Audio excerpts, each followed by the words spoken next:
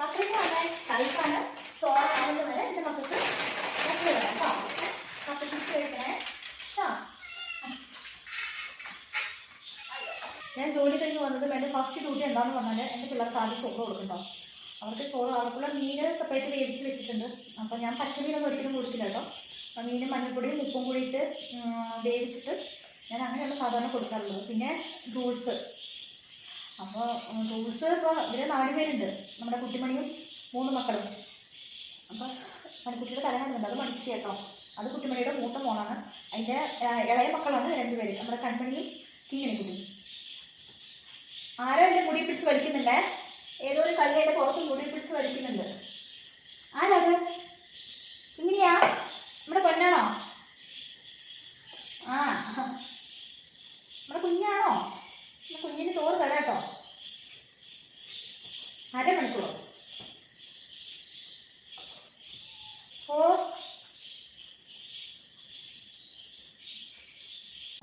ഞങ്ങൾ സന്ദർശിച്ചിട്ടുള്ള സിനിമയിൽ നമ്മുടെ ജയറാമിൻ്റെ അതാണോ?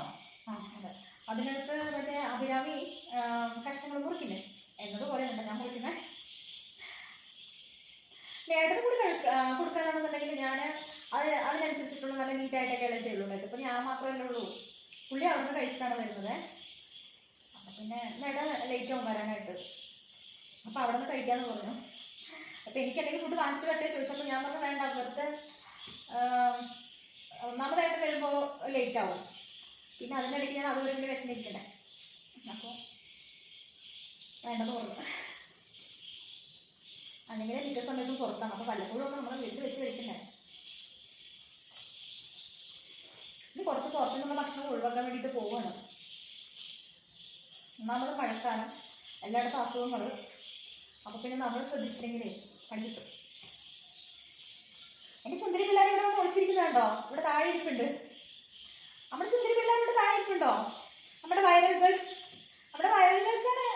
എൻ്റെ യൂട്യൂബിൽ ഞാൻ ഇട്ട വീഡിയോയിൽ എനിക്ക് കുറച്ച് വ്യൂസ് കൂട്ടി തന്നത് എനിക്ക് എൻ്റെ ഈ മക്കളാണ്. ഇവയൊക്കെ ഒരു വീഡിയോ അത്യാവശ്യം വ്യൂസൊക്കെ ഉണ്ടാക്കി തന്നത് ഇതേ നമ്മുടെ ഈ കിങ്ങിണിക്കുട്ടിയാണ് കേട്ടോ.